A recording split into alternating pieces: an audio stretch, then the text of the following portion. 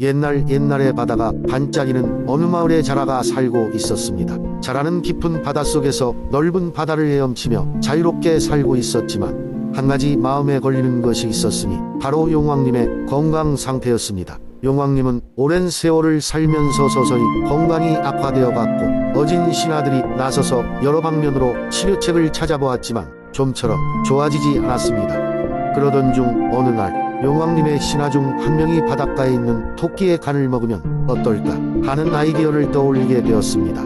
토끼의 간이 특별한 효험이 있다는 전설을 기억해낸 것이었죠. 문제는 토끼는 육지에 사는 동물이라 바닷속에 사는 신하로서는 어떻게 데려올 수 있을지가 막막했습니다. 이에 가장 지혜롭다는 자라가 나서기로 했습니다.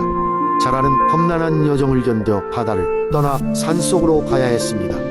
마침내 자라는 구불구불한 숲길을 거쳐 한 토끼를 만나게 되었습니다. 자라는 토끼에게 약간의 지혜와 속임수를 써야 했습니다. 안녕, 토끼씨, 내가 여기 와서 정말 다행이네. 용왕님께서 당신을 보고 싶어 하셔서 왔어요. 자라는 부드럽게 말했습니다. 용왕님이 말이야, 바다 저 깊숙한 곳에 멋진 궁전이 있는데 거기에서 큰 연회를 열고 싶어 하셔.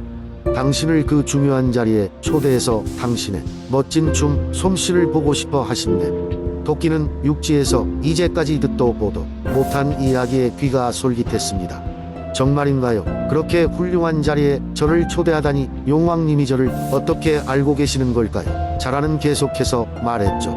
당신의 춤은 바다를 건너 전설처럼 퍼졌어요. 그리고 바닷속에 많은 친구들이 당신을 보고 싶어 한답니다. 안전하게 모시고 갈게요. 걱정 말아요. 토끼는 자라의 이야기가 꽤나 흥미롭게 들렸습니다. 무섭지도 않고 마침 호기심에 찬 토끼는 신나는 마음으로 자라의 등에 올라타 용왕님을 만날 준비를 했습니다. 그러나 한참 동안 물 위를 헤엄쳐바다 깊숙이 가던 중 자라는 문득 불안해졌습니다. 이대로는 토끼를 속여 용왕님에게 데려가는 것이 양심에 찔리기도 하고 혹시나 계획이 틀어지면 토끼와의 우정도 잃을 수 있다고 생각했습니다. 자라는 결국 모든 진실을 털어놓기로 결심했습니다. 토끼씨, 사실은 용궁에서 춤을 춰달라는 것은 핑계였어요. 용왕님의 간절한 바람을 들어드리기 위해 당신의 간이 필요하다고 저를 보내셨기 때문이에요. 그러나 토끼도 지혜로운 동물이었습니다. 그 역시 상황 파악을 했고 자신의 기질을 발휘하기로 마음먹었습니다. 오, 그래요. 하하, 어리석게도 저는 간을 집에 두고 왔네요. 그렇지 않다면 이렇게 중요한 순간에 간을 드릴 수 있었을 테데 말이에요. 어쩔 수 없어요. 다시 무트로 돌아가서 간을 가져오는 수밖에 없겠네요. 자라는 생각 대신 토끼의 말에 속아 다시 무트로 돌아와 주었고 토끼는 자라는 속이면서 결국 육지로 돌아오는 데 성공했습니다. 이후 토끼와 자라는 다시는 서로를 만나지 않았습니다. 토끼는 자라와의 우정을 이어가길 스스로에겐 너무 큰 위험이라고 판단했고 자라는 자신을 탓했습니다.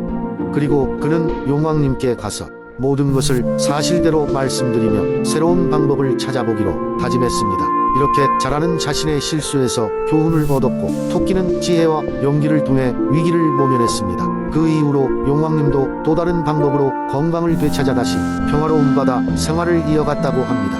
이 이야기는 서로의 삶에 대한 충실함과 지혜의 중요성을 배우게 해주었습니다. 요즘 우리는 어려운 순간에 지혜롭게 대처하는 것이 얼마나 중요한지, 그리고 우정을 지킬 수 있다면 어떤 방법을 써야 할지를 보여주는 이야기로 사람들에게 큰 교훈을 주고 있습니다. 두 번째 이야기. 옛날 옛적에 한국의 한 작은 마을에 오누이와 그들의 어머니가 살고 있었습니다. 아버지를 일찍 여인 오누이는 엄마와 함께 열심히 일하며 살았습니다. 오누이는 항상 서로를 돌보며 우애가 깊었습니다. 어느 날 엄마는 장에 나가며 집을 비웠습니다. 오누이는 집에서 기다리며 그저 평화로운 하루를 보낼 것이라 예상했습니다. 하지만 갑작스럽게 하늘이 어두워지고 바람이 거세지더니 집 안으로 무시무시한 호랑이가 찾아왔습니다. 호랑이는 오누이를 노려보며 으르렁거리기 시작했습니다.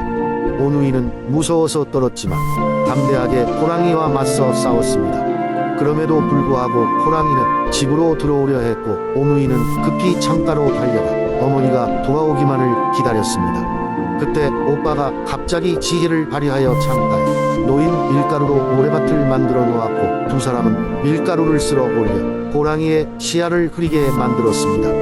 머지않아 호랑이는 밀가루에 방해를 받으며 우왕좌왕했고 그 틈에 오누이는 집을 빠져나올 수 있었습니다. 밖으로 나온 오누이는 마을을 넘어 숲을 가로질러 어릴 적 어머니와 함께 놀던 언덕으로 향했습니다. 그들은 하늘을 올려다보며 기도를 시작했습니다. 하늘의 신들이 오누이의 간절한 기도에 응답하여 그들을 구해 주기로 결정했습니다. 갑자기 하늘에서 밧줄이 내려왔고 오누이는 밧줄을 잡고 하늘로 올라갔습니다. 호랑이는 뒤늦게 오누이를 쫓아왔고 밧줄을 발견하자마자 따라 올라가기 시작했습니다. 하지만 신들은 호랑이를 용서하지 않았고 호랑이가 밧줄을 오르자 밧줄을 흔들어 호랑이를 떨어뜨렸습니다. 호랑이는 땅에 떨어져 깊은 계곡 속으로 사라졌습니다. 신들의 보호 아래 오누이는 안전하게 하늘로 올라갈 수 있었습니다. 그리하여 오빠는 해가 되어 낮을 밝히고 동생은 달이 되어 밤을 밝히게 되었습니다. 그 둘은 항상 하늘에서 서로를 바라보며 우정을 쌓아갔습니다. 이렇게 해서 해와 달이 된 오누이는 매일 세상을 비추며 사람들에게 희망과 따뜻함을 전달하였습니다. 오누이의 이야기는 마을 사람들에게 오랫동안 기억되었고 그들의 용기와 우정은 세대를 넘어 전해지게 되었습니다. 세 번째 이야기. 옛날 옛적 깊고 푸른 산속 작은 마을에 해녀라는 소녀가 살고 있었습니다. 해녀는 이름처럼 밝고 활기찬 소녀였지만 마음속에는 항상 어두운 그림자가 드리워져 있었습니다. 그녀의 아버지는 일찍이 바다로 나가 돌아오지 않았고 어머니는 이를 견디지 못하고 병으로 세상을 떠나고 말았기 때문입니다. 해녀는 홀로 남겨진 외로움을 달래기 위해 산속을 자주 돌아다니며 숲속의 동물들과 친구가 되었습니다. 어느 날 해녀는 숲의 깊은 곳에 자리 잡은 신비로운 연못을 발견합니다. 연못은 해가 지고 달이 떠오를 때마다 마치 살아있는 것처럼 반짝이며 요상한 기운을 뿜어냈습니다. 그녀는 그 연못에 서서 밤을 맞이하는 것이 점점 더 좋아졌고 어느새 해녀는 자신의 비밀 장소를 찾은 기분이었습니다. 시간이 흐르던 어느 날 해녀는 연못 근처에서 이상한 빛을 발견합니다. 그것은 마치 잡힐 듯 말 듯한 도깨비 불처럼 눈앞에서 춤을 추고 있었습니다. 점점 빛에 이끌려 그곳으로 향하던 해녀는 아름다운 청년을 만나게 됩니다. 그 청년은 자신을 달이라고 소개하며 해녀를 반갑게 맞이했습니다.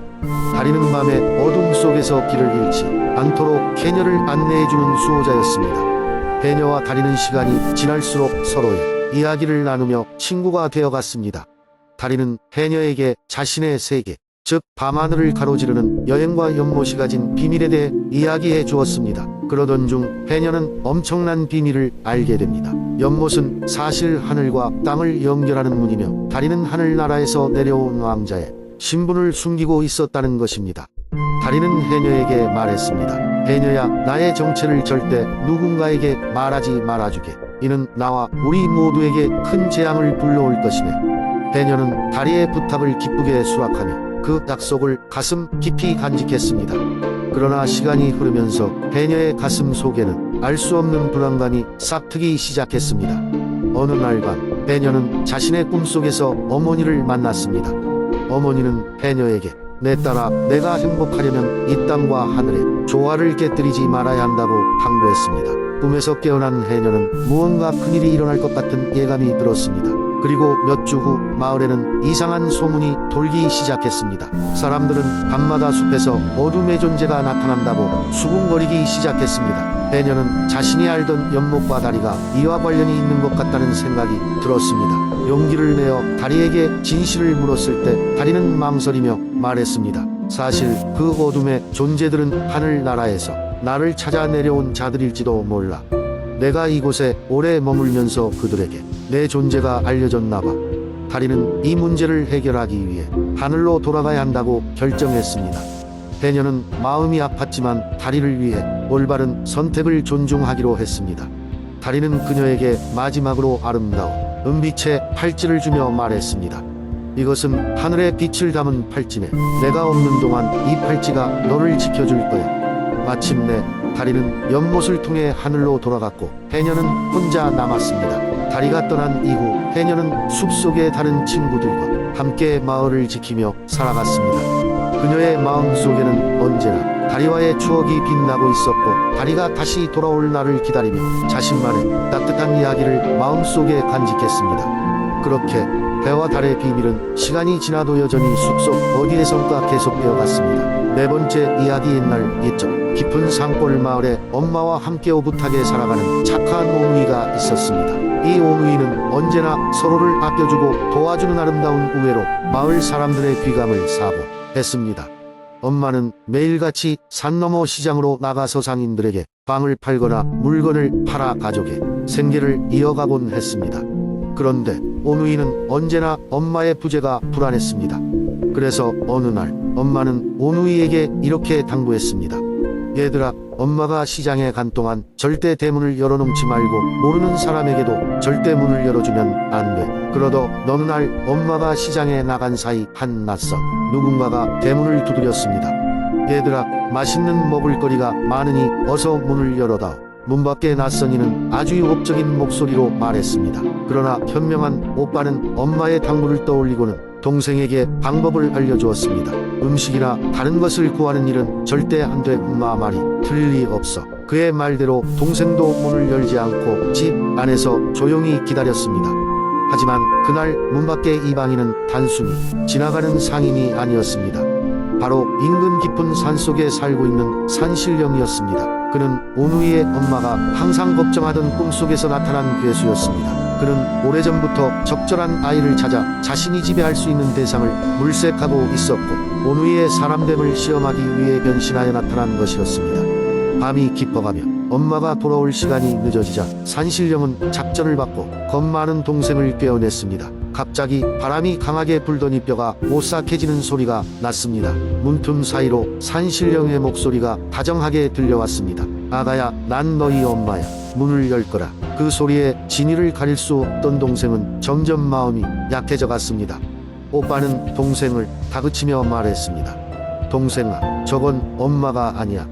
뭔가 수상해. 오누이는 방 안에서 서로의 손을 붙잡고 의지하며 두려움을 이겨냈습니다. 그러던 그때 창밖으로 밝은 달빛이 비추기 시작했습니다.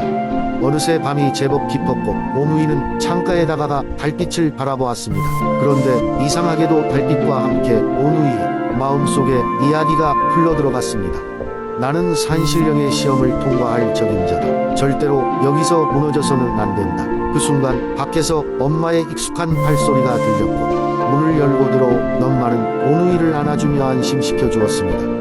엄마는 모든 상황을 알게 된 후 반갑게 웃으며 아이들을 칭찬했습니다. 너희는 정말 대단하다. 그 선택이 옳았다. 산신령은 너희를 시험하신 것이야. 그 가르침대로 오누이는 각자의 운명을 다하기로 결단했습니다. 그날의 밝은 달빛이 비춰준 길처럼 오누이는 서로에게 믿음을 가지고 의지하며 앞으로 나아갔습니다. 그렇게 오누이는 각각 해와 달이 되어 이 세상을 아름답게 비추며 각자의 소명을 잃지 않았습니다.